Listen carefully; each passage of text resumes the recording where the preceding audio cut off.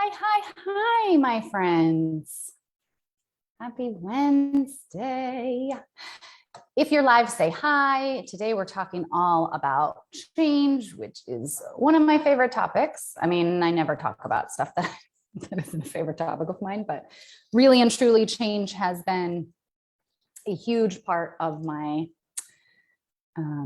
business, of my life, of my career. I've always found human behavior, psychology, change and transition really fascinating. It's the thing that I've studied the most, just like academically. It's one of the ways that I see the world. It's the way that I see my clients when I coach them in their business. Change is inevitable. It's part of life. It's part of business. And how we manage that, how we navigate that, how we approach it, whether it's happening to us, which I don't really love that way of saying it, but whether it's sort of precipitated by some external event that happens to you or your business or your life, or whether you are driving the change forward because you want something different. That is where I have spent most of my career. And so I even laughed a little bit at myself when I was putting this live together, because I was like, yeah, so everything you know about change is going to go into one life? No. And this topic is way too broad and way too big to even attempt to talk about it that way. But what you'll find if you've been in my space for a little while, or if you've just now joined, is that I talk about this a lot in different ways. So if you find yourself craving more related to change or transition, let me know, especially if you have something specific, whether you're here live on the replay, tell me here in the comments, and I'm happy to coach you around that today and or to add it to my list of topics for the future. Because I'm always open to serving you guys in the way that you would like to be served. So if you have topics or questions or things around change that you'd like to hear me talk about, please say that. Today, I've really got sort of three main points I'd like to share, three main sort of concepts or way of looking at life and business that I think will support you when you're navigating a change. And specifically today is about how to navigate change without burning out. And I find that sometimes business owners burn out, or better said, put themselves on a path to burnout, whether they actually burn out or not, but they start to like experiment with burnout, or put themselves in a position where burnout is a possibility. When they're managing or navigating a certain level of change, a certain number of changes at once, or something that they just are creating a lot of change in their business. And so they feel like they're always having to do something new, recreate the wheel, and it's just not sustainable. So I do want to just offer this concept that I talk about a lot, which is the idea that you can create a business that's sustainable, that doesn't burn you out, that can put certain things on repeat while also enabling you to have the space and time to have white space for creativity, to have life space for life, to not always be working all the time, to create a way to put your sort of strategy and your practices in place in your business that supports you in doing it sustainably. So that's also a little bit of what we're talking about today. I'm always in service of getting you to a space of sustainability and pulling you further and further away from even the possibility of burnout. Burnout's just not an option when you're doing really important work, right? So I don't even want to leave that as a possibility for you guys.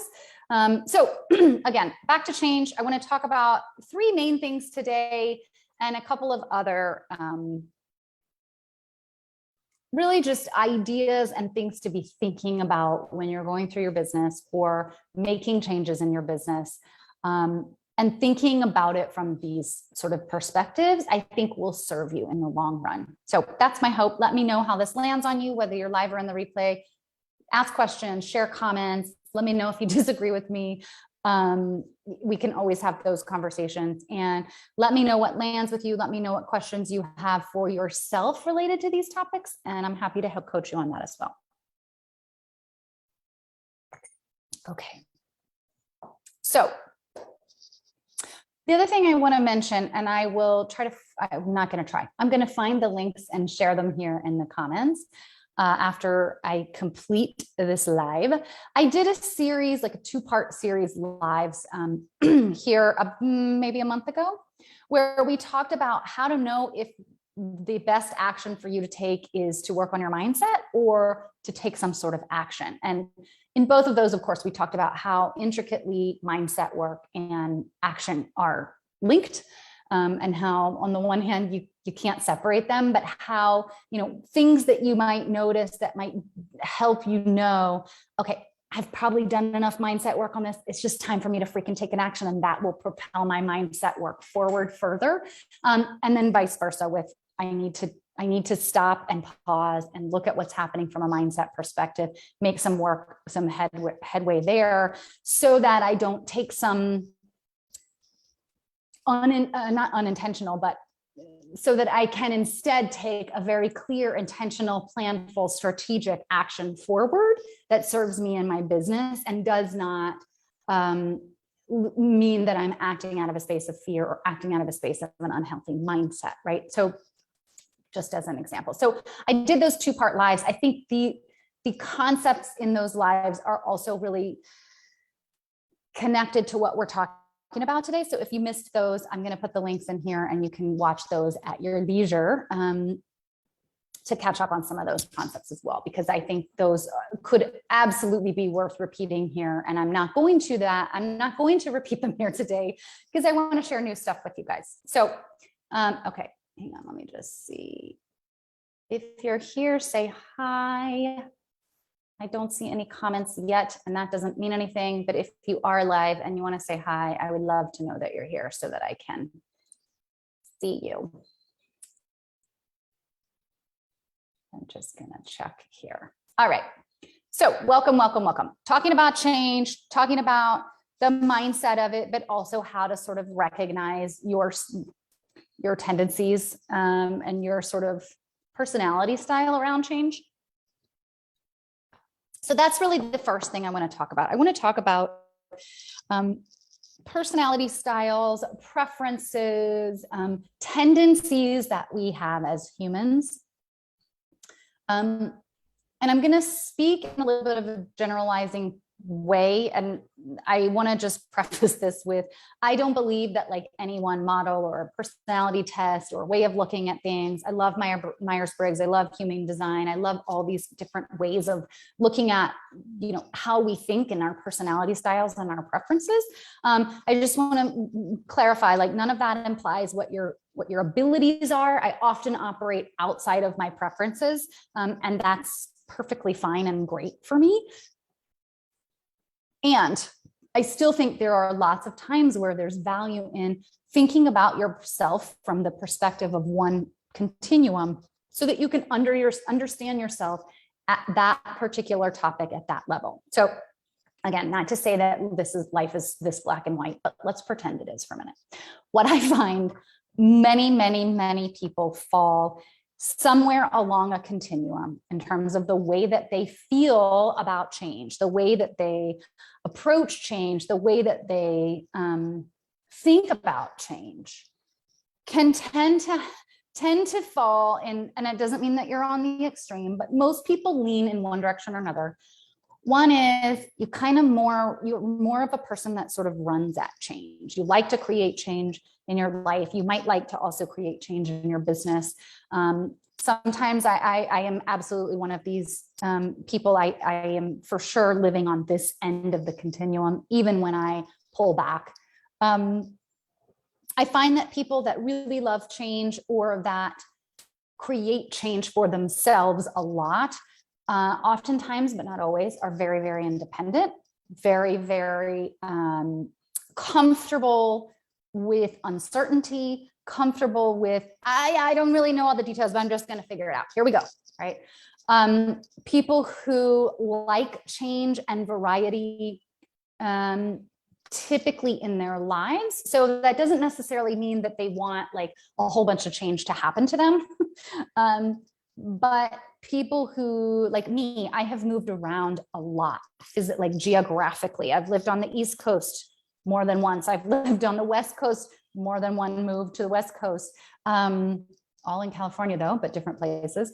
Now I live in Central America / the Caribbean. I really enjoy periodically changing up my environment. I really like to travel. I like to see different parts of the world, and living in different places feeds me in that way.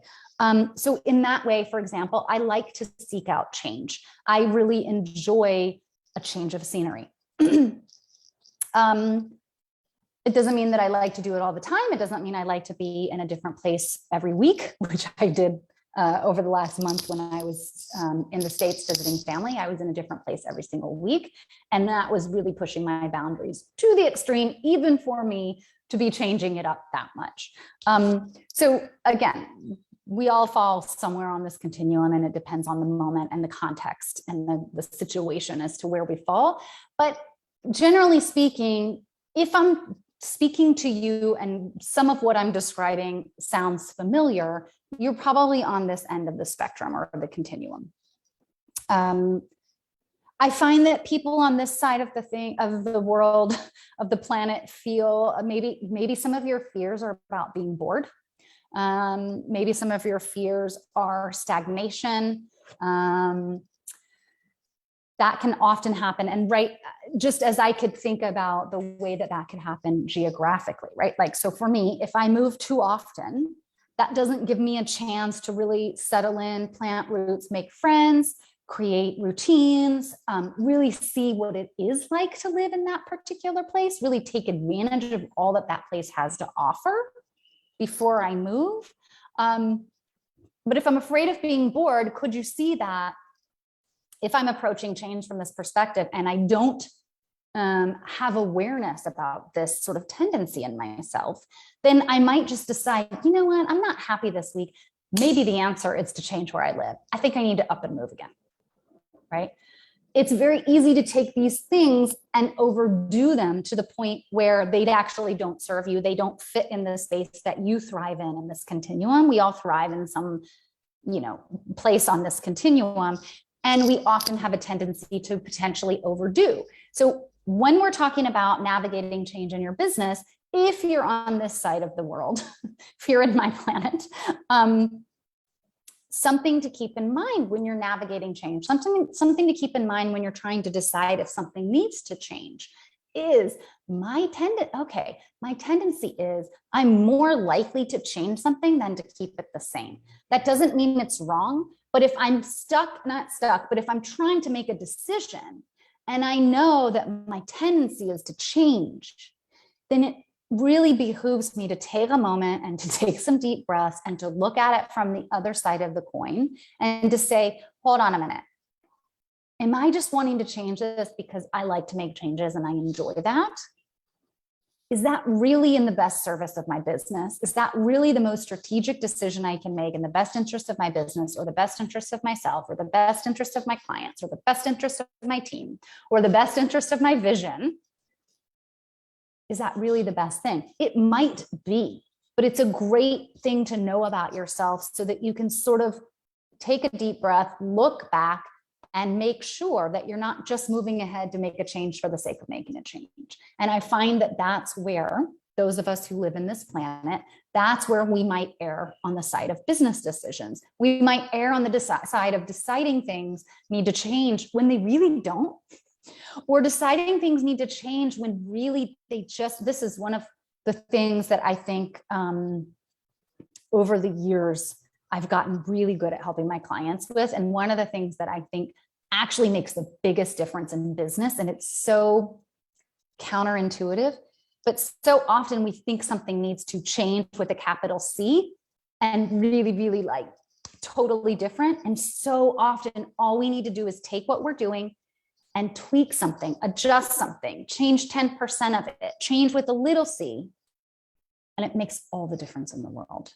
And I cannot tell you how many times I've worked with clients to figure that out and to make decisions where they had on the table something that was going to be added completely or go away completely or change dramatically. And when we really dove into it, we realized it was just one element of something in their business that wasn't feeding them or wasn't working anymore or wasn't efficient. And once we changed that, then everything changed and everything felt lighter. So those of you who live on this side of the planet, I want to tell you that one of the biggest impacts you can make sometimes to your business is to not make a change and to make a tiny change instead. Not make a big sea change, but make a small sea change. Make an adjustment, make a tweak. You will, I guarantee you, it's one of the most counterintuitive, most surprising moments I've had in business and I've seen my clients have with like, oh my gosh, why was that so easy? Because we just found the teeny tiny nugget, the actual source of the problem. And we didn't throw, I hate this phrase, but it's totally appropriate. We didn't throw the baby out with the bathwater.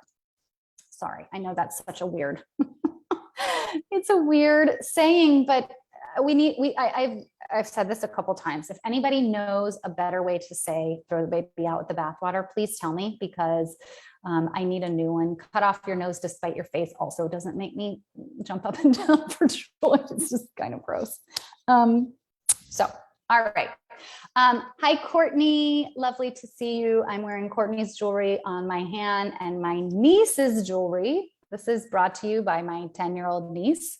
I'm always sporting handmade jewelry from various skill sets. This one from a 10-year-old, this one from a stunningly amazing jewelry and silversmith artist. If you haven't seen Courtney's stuff, go check it out. And when my niece starts her store, I will let you know. Okay, so that's one end of the continuum. Obviously, the other end of the continuum is fear of change, hiding from change. Change scares the bejesus out of you. You might allow yourself to do it and you might know that it has to happen. But I bet you that was the biggest part of, like, let's just go back to when you started your business. This is always a good way to sort of figure it out, because starting a business is a big freaking deal, right? Did you start your business? And I'm not saying that you didn't have any fear, but did you start your business kind of like, wee, like, this is so amazing and exciting. I don't know what the F I'm doing, but it's cool and we're just gonna go, right? And with fears and whatever, all the stuff, right? Or did you say, I have to do this, this is what I'm gonna do, but holy shit, like, there's so much that has to change. I really don't want to overwhelm myself. I have to find a way to do this that feels okay for me, right? Did you feel that you wanted to do it slowly and gradually versus like just jump head first in and figure it all out later, right? That's a clue that you might be on that end of the spectrum. And again, I'm 100% generalizing, guys. I don't like generalizing, but I do think these models or these sort of ways of looking at things do help. So if you're fearful of change, if you don't like change, then let's say, for example, let me get a real tangible example. Let's say you have 3 main services or 3 main offerings or 3 main programs that you offer, or 3 different types of products that you offer, and you're considering dropping one. Something doesn't feel right, you're considering dropping one. Right? So we talked a minute ago, if you're the person that runs at change, that prefers to change things, you might just be like, I'm out, it's fine. I don't want to do it anymore. We're done. We're just going to close it down. That feels great. And while that might not be the wrong decision for you, knowing your tendency can, again, help you to come back, zoom out, go big picture. Oh, this is my other 10-year-old niece. I'm wearing her jewelry. It's all flipped around right now. I'm wearing her stunning bracelets. Okay. Or someone who is on the really not like change is maybe the last thing they decide to do versus the first thing they decide to do. People on that end of the spectrum might look at those 3 offerings and be like, this third thing, it bothers me. There's something wrong, but I don't want to make a change. I'm too scared to make a change. What if when I make that change, and not to say that people on the other end aren't going to have these worries, but what if when I make that change, you know, my existing clients really, really decide they want that. So they run away to find somebody who offers that again. Or what if I'm going to be disappointing people? Or what if I can't, you know, what if I make the wrong decision? I think that happens a lot with people who are afraid of making change. Somewhere inherently in there, we're afraid of making the wrong decision and not being able to kind of go back and redirect, change course. It also typically, I think you will find people on this end of the spectrum, when they do make a decision, when they do make change, it's almost always the right thing for them because they've been thinking about it for a freaking year, right? They've been processing the pro con list. They've talked to their mom about it. They've talked to their business coach about it. They've talked to their accountant about it. They've analyzed this shit to death. And by the time they make their decision, it's almost, by the way, a little bit too late because it's been the right thing for so long and they're afraid to make change. And so they really, really, really, once they get there, it's 100% the right thing, but maybe they take too long. Same answer, but in reverse for those that run at change. There was something else I wanted to say about this. So all this is to say, knowing where you fall on the spectrum, I find is really helpful. If you're not, most people are fairly aware of this, but hopefully some of this was helpful in terms of recognizing, because the other thing, guys, is I find that a lot of people are a little different in business than they are in life. Or there's like a tweak, like where I'm more comfortable doing something in my life than in business, or vice versa. And so this is a good opportunity. You might be really clear about how you manage change in your life, but you may need to reevaluate sort of, where do I fall in business, and what is my go-to? What's my default? What's my preference? What's my tendency when it comes to change? Do I just make a shit ton of change all the time because that feels good, but sometimes I know that I'm spinning my wheels, or I'm not being efficient, or maybe I'm wearing myself out, maybe I'm wearing my team out, maybe my clients can't keep up and they don't know what it is that I do anymore, right? Extreme version, but some of those pieces, absolutely, I see elements of this all the time. Or am I so risk averse? Am I so afraid of making the wrong decision, or afraid of moving forward in a new way? And what if it's not right? Or just, oh my God, all the things that have to change. Knowing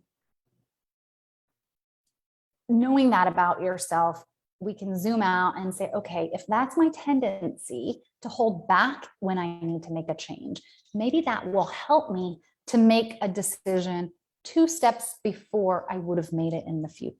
I would have made it otherwise, right? So I do feel oftentimes with these, it's sort of like the fear of changers. I ask you to think about, how could you change a little bit more, or a little bit faster? It can be a super gradual baby step. And I don't recommend like trying to fall into the other extreme, because it's not you, it's going to be too much. Just like quadrupling your prices and expecting yourself to energetically hold that. Take a minute with, like, unless you're like in very different rare cases, that's not going to work. We need to baby step our way in. And those of you who want to change all the time, can you pull yourself back a step or two? And instead of having a great idea and running forward, can you have that great idea and then slap it up against, what's my business priority? What's my strategy? What are my most important things I want to do? And does this help me get there any better or any easier than the stuff I'm already doing?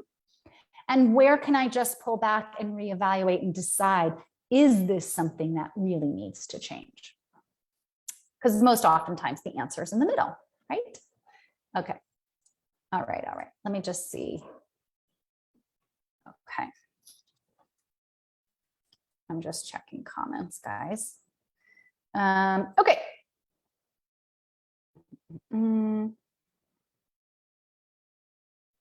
Okay.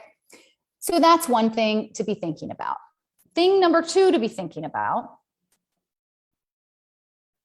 Yeah, there is a comment here and I'm not seeing it. Sorry, guys. Hi, Courtney. Lovely to see you, my dear. Okay. So the other thing to be thinking about, sometimes the decision comes down to, do I change or do I stay the course? Oftentimes the answer is in the middle. It's a tweak. It's an adjustment, right? Like I said earlier, that's another answer that I think a lot of people don't think about, because when we think about something being on the table to be changed, we oftentimes think about it black and white. Do I either keep this program as is, or do I dump it? Okay, what if we keep this program and we make some tweaks to the parts that don't feel good, so that you can provide that at a new level, because you're always learning and growing as a practitioner. I'm so frustrated with this process of mine and my business that I think I'm just going to get rid of it. Or what if I just take a minute to try to figure out what's not working and experiment with some possible changes I could make? So I do want to also offer that I think a lot of times when you're asking yourself the question, do I keep it the same or do I stay the course? Where can you find a hybrid answer? Where can you go somewhere in the middle where it's neither one nor the other, but it's a little bit of both? Is there something you can adjust or change with a small c? The other question I'd like to look at is, and I just lost it.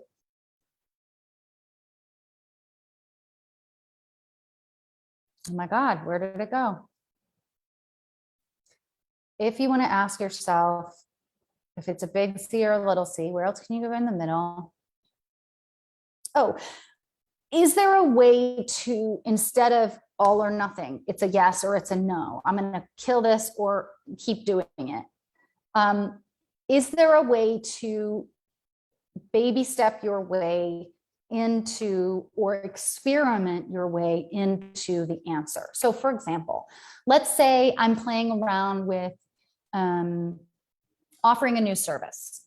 I might only offer it to some existing clients and see how it feels. I might only offer it to some people for free and see how it feels. I might only offer it to, and by the way, I did a whole live on like whether to do stuff for free or not. That's not always the answer. I just want to say that out loud. Maybe I'm going to take that existing offer and play around with only offering it to the first person that comes in and not taking on more than, like, let's pretend 1 or 2 clients in this area, so that I can test it out, so that I can experiment, so I can see how it feels, so I can make some decisions around, like, often do I want to meet, if you're a coach or a healer or a therapist or a service provider, how often do I want to meet with this person? What's the right number of sessions? What's the right length of session? Sometimes you can figure that out very quickly with just getting started, baby stepping your way in, rather than like spending your whole life promoting this huge big service that your new service that you're offering, and then kind of being like, oh, I don't love it as much as I thought I would, or I'm not attracting quite the right clients for this. Let me backtrack a little bit. Or the way I set this program up doesn't quite feel right. I want to make some changes, and it's a lot harder to change it with all your clients than it is when you just start baby step, right? Again, that's not to say that that's always the answer, but these are examples of where you might put yourself in the middle of that. Should I stay or should I go? Should I stay the course or should I change? You can baby step your way out of something too. So I think that just new services or stopping a service or stopping an offer is a really easy example. So let's say I'm considering to not offer something anymore. To go from that example before, I've got 3 different ways that you can work with me, and I'm going to take it down to 2. Maybe what I do is I create some sort of transition plan for my people that are living in space number 3. Or maybe I just decide, you know what, all the people that are in number 3 can stay in number 3 as long as they are here, but I'm not going to keep promoting this service, and I'm not going to accept new people into it. Or if you've that product is you want to wrap it up, you might just play with, okay, I'm not going to make any more of that product. I'm going to sell what I have, but I'm going to really decrease my marketing of this product and just kind of let it fade into the background and see what happens. See what responses I get. How are people responding to that? Are people still asking for it? And then I realize I have a choice about whether I'm going to create that inventory.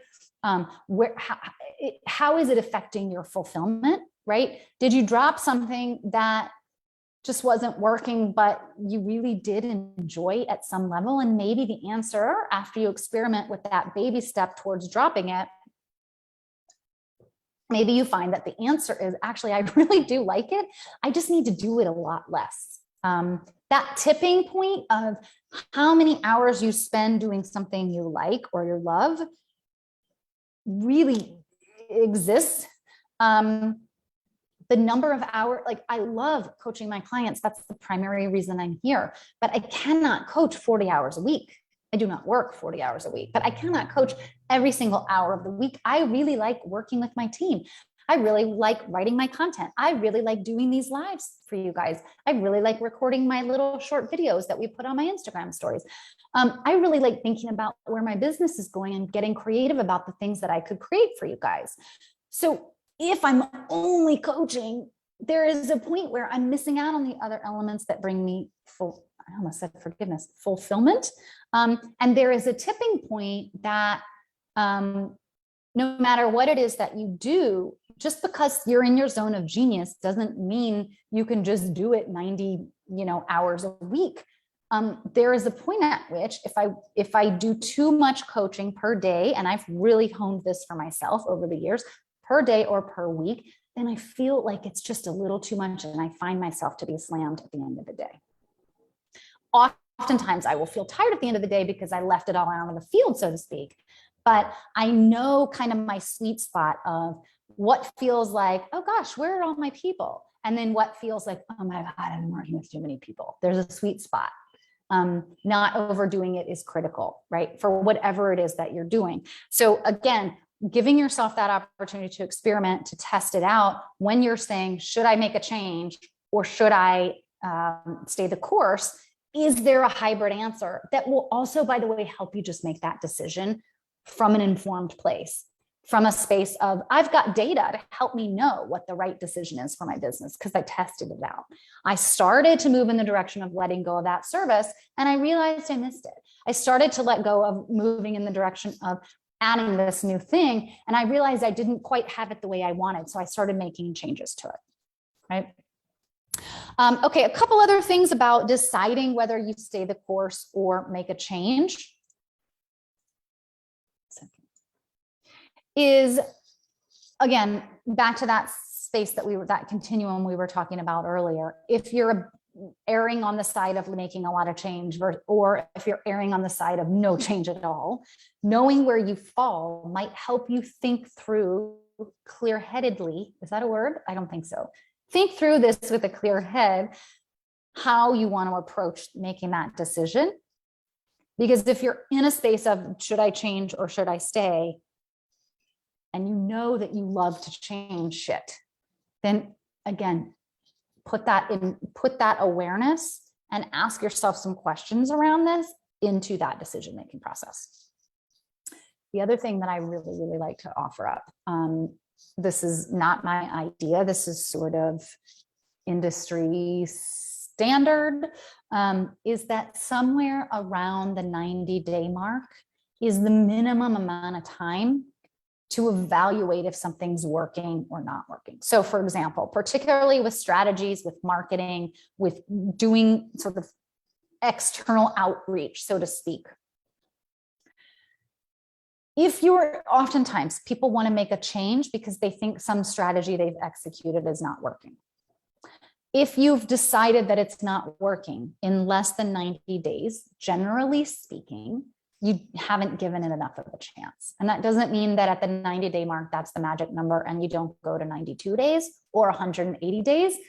It depends on what it is that you're doing, how big of a shift you're making. But again, whatever it is, especially when it comes to strategy and marketing, if you make a change or if you do something and you want to see if it works, don't decide after a week that it doesn't work. You haven't given it a chance. It takes a minute. It just takes a minute. And 90 days is really short. I used to work in corporate with massively large global corporate organizations, and I felt like change was molasses because you had to get so many people to sign off, so many people to agree, so many people to weigh in on the decision before the decision maker made the decision. It was like moving the Titanic versus those of us who are in smaller boats and small businesses. what I love about small business is you can make change really quickly, relatively speaking, but that doesn't mean that after a week you throw this shit out with the bathwater and you move on, right? So again, if you're trying to decide, should I change, should I stay the course, that's always a good indicator. Do I have data to help me make this decision? Is there a way I can experiment or test or receive data, find some feedback loop to help me make this decision, both from an external perspective and an internal perspective, right? What are other people doing, saying, et cetera? And what, how do I feel about it as a business owner? What is it bringing me fulfillment, et cetera, et cetera? You can test that out for yourself. Okay. I'm going to come to your question here, Courtney, in 1 second. So 90 days is a big one, especially if you're doing something new. And then the other question I like to ask myself if I'm about to move forward on changing something versus staying the course, going back to how you made your decision, going back to your reasons for making this choice, is fear driving your decision? Which, by the way, is a good question to just ask yourself all the time in life, in business, all the time, in the way that you interact in your personal relationships. But is change driving the decision? If I look at my list of all the reasons why I'm not going to change, are they mostly based in fear? Are they mostly based on, I'm afraid I'm going to not get what I want, so I don't want the bad things to happen, so I don't want to do it, right? Or if you're running at change, are you just doing it because you're afraid of being bored? Are you doing it because you don't know what else to do? Are you doing it because you are just don't think it's working because you haven't given it 90 days or whatever it is, right? Is fear driving my decision? Where are my reasons for my decision? Does this serve my business? Is this a strategic choice? Is this decision in the best interest of my business? Is this decision in my best interest? So those are some questions that I also like to ask when you're thinking about changing versus staying the course. And then we're going to move on to number 3, which is how much change. Looking at how much change you're navigating at a time is also really important. Okay, Courtney. Courtney says dropping it, events. What do I actually not like? Lugging my shit to and from. So maybe I have a space I never have to take down. Yes, I love that for you. I love, love, love that for you, right? So Courtney's saying, I really like events. Maybe it also, I would have to make an assumption that it also works for you in terms of a good strategy. So if you're loving it, and the only part about it that you don't love is all that lugging your shit to and from, then yeah, let's start looking at how could we keep doing events without that pain in the ass, right? Maybe I don't know if you guys have, because when I was in San Francisco, we had so many apps and services and I guess services, tech, because of all this tech startups there that people would start there before they went nationwide. So I don't know if this is available everywhere, but we used to have a service called Lugg in San Francisco, L-U-G-G, and it's exactly the word you're using here, Courtney. Maybe you need a Lugg service. Lugg used to not be, they weren't movers. They only worked in those small vans, which by the way was very brilliant for San Francisco because there was no space for parking big trucks anyway. And they were perfect. It was basically like an Uber for moving things. Not like a big move, but they would move things like, I sold a couch on Craigslist and somebody just sent Lugg, they picked it up from my house and brought it over to them. The people never even had to come over. So Courtney, maybe you need to look at, can you price out your jewelry at your events to also accommodate hiring somebody to move your shit for you, right? That's another way to do it. I also love, love, love your idea. And I know you've been in that space for some time around, maybe I just need to have a space that I never take down. Maybe I just need to have a space that I'm always in.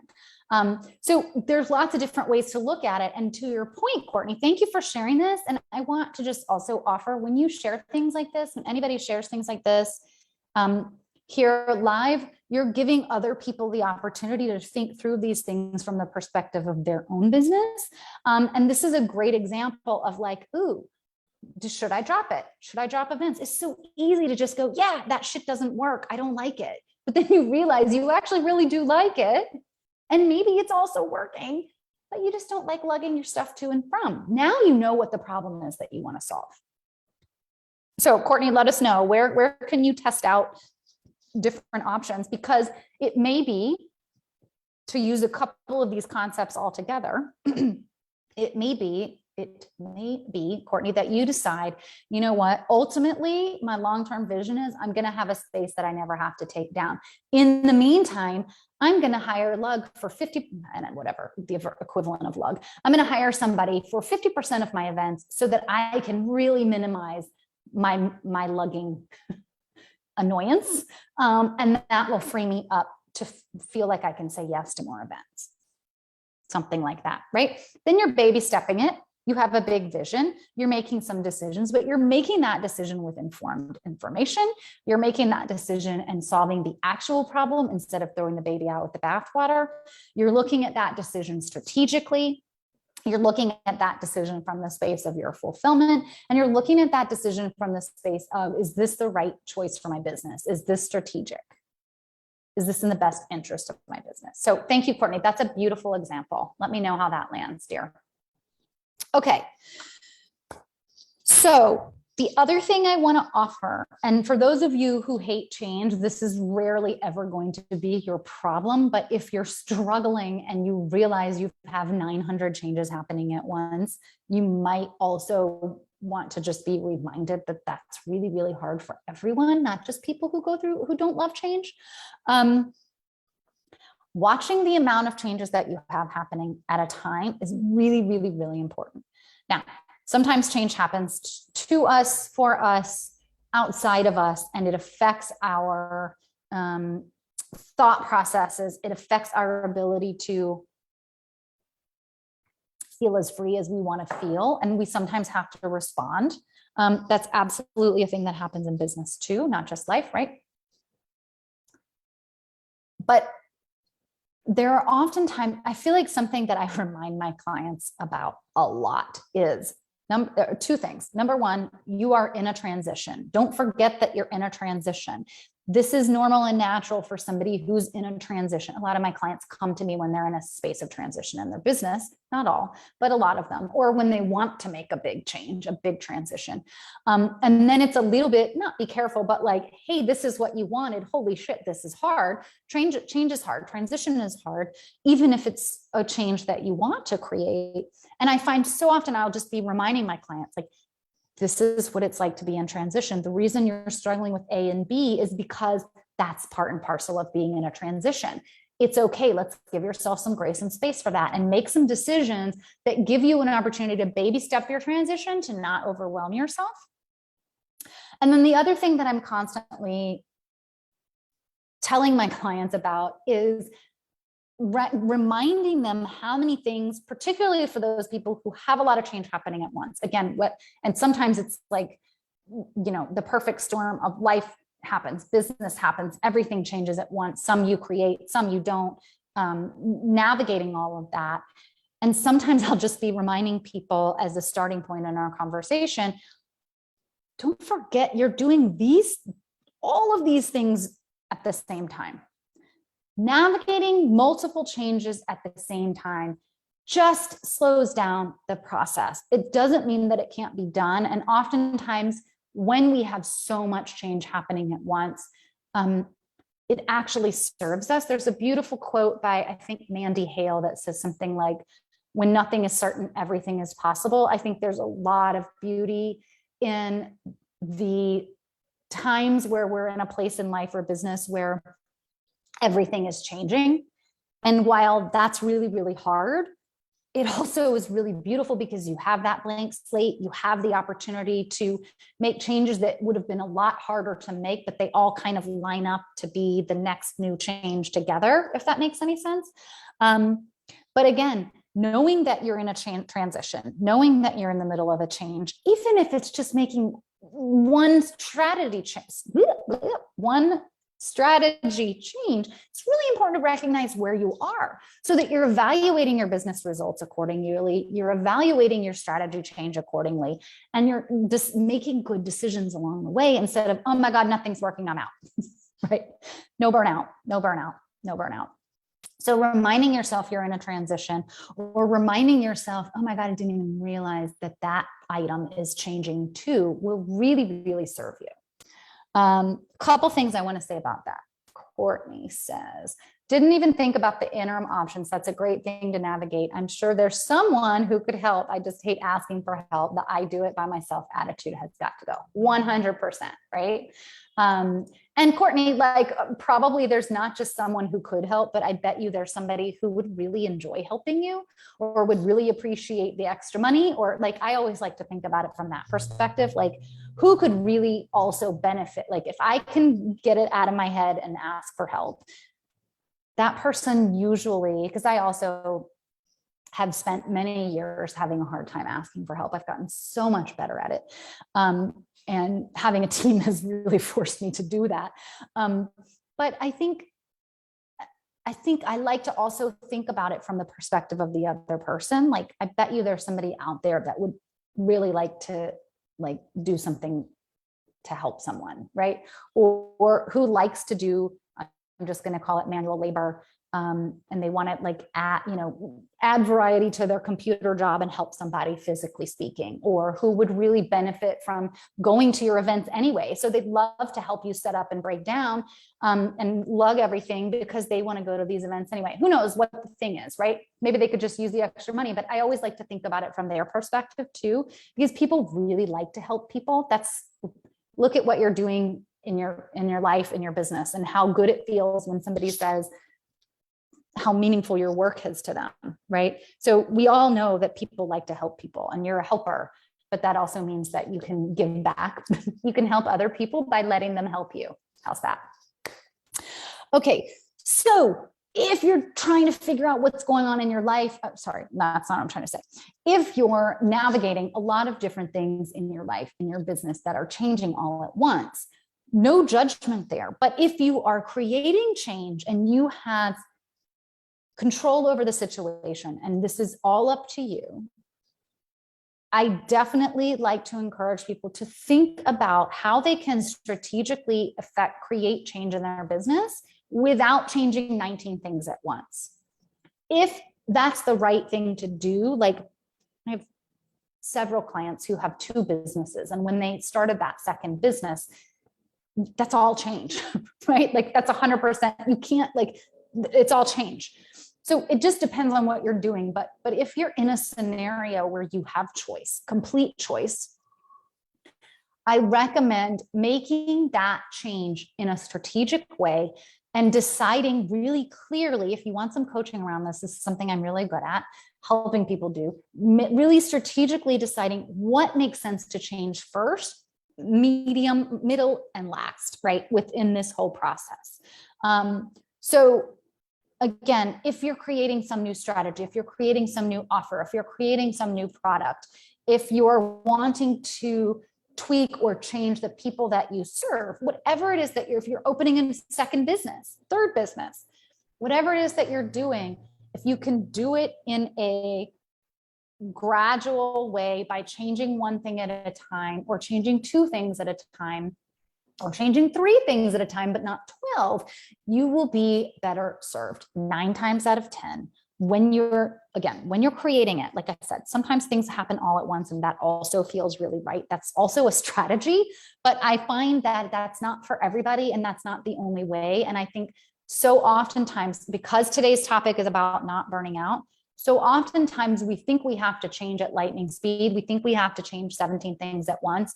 And that also brings us back to that black and white thinking of I either have to change or stay the course. And oftentimes it's that in-between space of a hybrid answer or a gradual transition to the future state.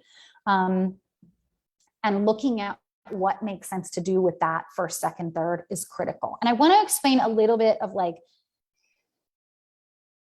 why that's important. First off, if you have a team, if you have an audience already, if assuming you already have, this is all about, you already have a business established and you're making shifts, everybody else needs to kind of get on board with you and come along with you. When you move at the speed of light, you don't give your audience a chance to move with you. You don't give your team a chance to move with you. You don't give your team a chance to support you in that change.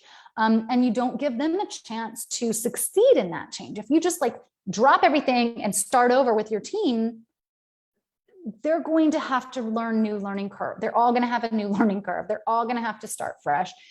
There's going to be a startup period in the new space, and your better choices 9 times out of 10, 7 times out of 10 in this scenario, this type of scenario, is to say, what makes sense to keep repeating? What makes sense to keep on autopilot? What makes sense to keep doing just as is? And then we might change that, but right now we're going to keep it the same while we change this one thing first. And then once we get that nailed, then we'll change the next thing. Then we'll change the next thing. Or these two things make sense to change at the same time. But if you don't have anything in that foundational space that it can be on autopilot, that can be on repeat, that everybody can just keep moving forward with, which also, by the way, is probably something that brings in money, that serves your clients, that brings you fulfillment, that your team already knows how to do, right? That is usually an easier way. And again, it pulls you out of that black and white thinking of thinking that you have to do it all or nothing, or do it all right now. You can decide as a business owner, your big future state, and then you can make a plan to get there that makes sense for your business. Again, my favorite question to ask people these days is this in the best interest of your business? And that helps those of you who are afraid of change, making the decision in the space of being in the best interest of your business versus being in your fears. Or if I want to run at 17 changes at once, and that's not in the best interest of my business, it forces me to find that sort of gradual approach that really feels good. It also helps you to keep a pipeline, to keep bringing money in while you make changes, while you do projects, while you add something different. It doesn't, that black and white thinking of like, well, I better stop all these things I'm doing because I want to add a podcast. No, ideally, you keep doing the things that you're doing. You keep bringing your money in. You create space and time and team hours to dedicate to also be able to add that podcast. And then you add that podcast with much more ease. Okay. Oh, so one other thing I wanted to say about that, and I want to go to some sort of a simple example, which all of you probably have experienced in your lives. And I want to ask you or invite you maybe to think about how you can implement this in your business. So here's a little example. When I was in corporate, I spent about a year and a half traveling. I worked for a big consulting firm, and for part of that time, I was traveling every single week to my client site. So we would basically be on site working Monday through Thursday at a client, and then Thursday night we would fly home and work in our home office on Fridays. I typically was at the same client for maybe 1 to 2 months minimum, and up to like maybe 6 or 7 months maximum-ish. One of the things that was always recommended to us, those of us who had that lifestyle, which is not for everyone, a year and a half was plenty for me, even though I really like change of scenery. One of the things that were recommended to us when we did that was that you set up and create some autopilot practices, some routines in the new space that you can repeat over and over and over and over and over again without recreating the wheel. Such as, and these had nothing to do with work, such as try to take the same flight every week on Monday morning and coming home on Thursday, so that you always arrive at the client site at the same time. You always arrive home at the same time. You know what that all is like, and your brain can kind of get used to that rhythm and routine. Number one. Number two, when you land at the airport, always use the same rental car company. Even better if they let you use the same rental car or rental car type, right? Like if you know that my last car was a Prius. I love Priuses. When I buy another car, well, maybe not here, but if I buy another car, I love Priuses, I'll probably get another Prius. I vibe with the Prius. I like how it drives. It's my size, it fits my size of my body. I don't know. I just love it. So for me, in that example, it might be great if I could just keep requesting Priuses and get Priuses as often as I could, because then I don't have to learn, how do I turn on the lights? Does this one have a backup camera? How does the technology work? You're just more comfortable and used to it. So that is another example. We always stay at the same hotel, try to stay in the same room, try to stay on the same floor, try to stay in the same corner of the hotel. Do what you can to work with the hotel to get that repeated. Leave some stuff at the hotel over the weekend so that you don't have to keep packing and repacking certain things every week. Get yourself into a repeatable routine. Find a dry cleaner or a laundry place at the client site city so that you can have that moving and you aren't required to go home and also do all this home stuff, right? If you can put yourself on that autopilot, and same silly things, but like always put your toiletry bag on the left side of the sink or the right or whatever, however many more routines you could create, just removed all the different things that your brain had to figure out and decide and recreate every week, so that you could just come in, because you were already traveling every week. Most of us were working 60 to 80-hour weeks, right? And we were on the client site. So that means that we were 40 plus hours a week sitting at the client site, being on with our clients, meeting us, talking to us, being available. That just supported our brains and ourselves in operating as efficiently as possible. But then it also comes back to this concept of change, because if you can autopilot something, it's my coach likes to call it like, it's like a tab. If you're having to start something over, if you're having to recreate the wheel every time and relearn a new car or relearn a new hotel, even though those are simple things, they add up. If you can autopilot the car, autopilot the hotel, autopilot the flight scenarios, then that just becomes a tab that you can close in your brain, in your computer window brain, which means you don't have to keep working it all the time. It can just close and be completed and be on autopilot. If that's a piece of your business that can be autopiloted, meaning continuing to do something the same way, then you have more space energetically, more time to focus and more ability to focus on whatever it is that you do want to change, whatever it is that you want to add, whatever it is that's coming next.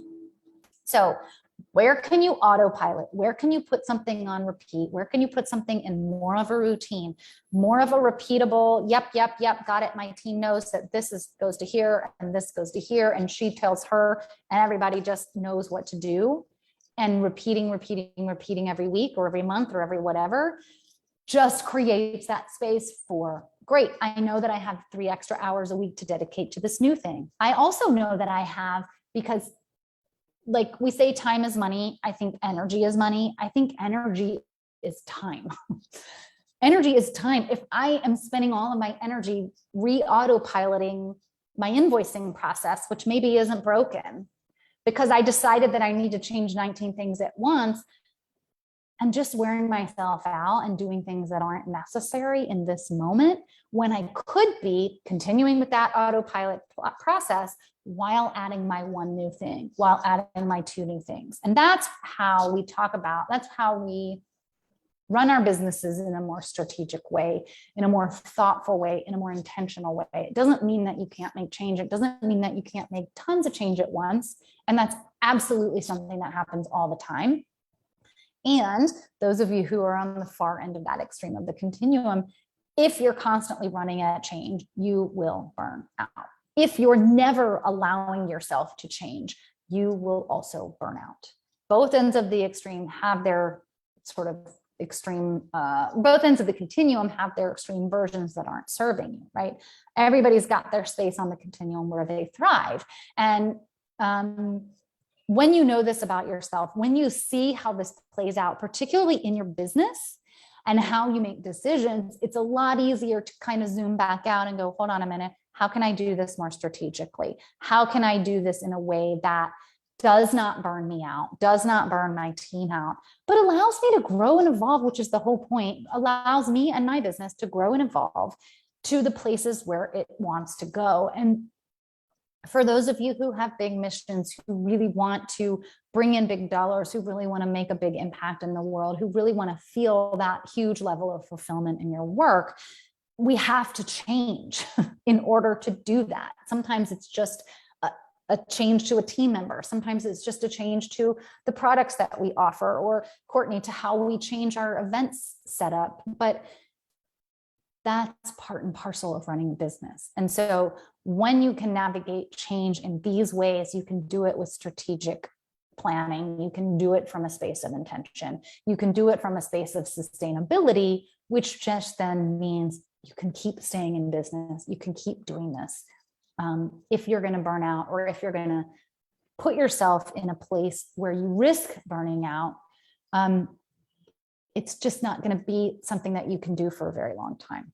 And so I highly encourage you to keep going back to, how can I do this strategically? How can I do this intentionally? How can I do this sustainably? What can I put on autopilot? Is this in the best interest of my business? And it will help you make good decisions, which is one of my big soapboxes. Okay, guys, I've got a couple of announcements. Next week, we're doing the live coaching Q&A. So the live, the Wednesday live, same time, same place. Bring your questions, bring things you want some coaching on, bring things you're grappling with, bring celebrations, bring what's joyful and exciting about your business right now, bring what you're changing. I would love to coach you on your changes. And I will do a Facebook Live with you being live in the comments, and I will provide coaching there. So come for that. And I'm also going to be doing next month, I think it's the 3rd or 4th week. I will be announcing it shortly. I'll be doing a workshop around pricing. This is particularly for those of you who are thinking about raising your prices, thinking about making a change, thinking about adding a new program or adding a new product, and then how do you price that out? We're going to do a masterclass. It's multiple days. It's going to be super in-depth. I've even got workbooks. I'm super geeking out. We're going to crunch numbers. We're going to talk about mindset. We're going to talk about the strategy around pricing, all the things around pricing that you could ever think to know or want to know. And it's free. So join us here in the group for that. I will be announcing that date soon. I also have some spots opening up next month for intensives. If you're looking for a coach and you would like to get a little sample of what it's like to work with me, you can sign up to work with me for a month. The month of May is open. I've got at least 2 slots open next month. If you're interested in talking about these changes, talking about your transition, talking about changes that you want to make and how to do that sustainably, how to do that strategically, how to do that without burning you out, I'd love to support you in that. So I'll put a link here for just reaching out to set up a call for that. And then I'm also still doing my free sessions. So if you'd like to just hop on a call with me for 45 minutes, this is not a do we work together call. This is a straightforward 45 minutes of coaching. If you've got a change, if you've got something you want to help yourself from burning out, if you've got a question, if you've got a transition that you're going through, that is one of my specialties. And I'd love, love, love to support you free of charge. Just a free coaching session. So I will put that link here in the comments too. Let me know also, finally, if you have other questions or thoughts that pop up with you around change, particularly if maybe I surface something for you today.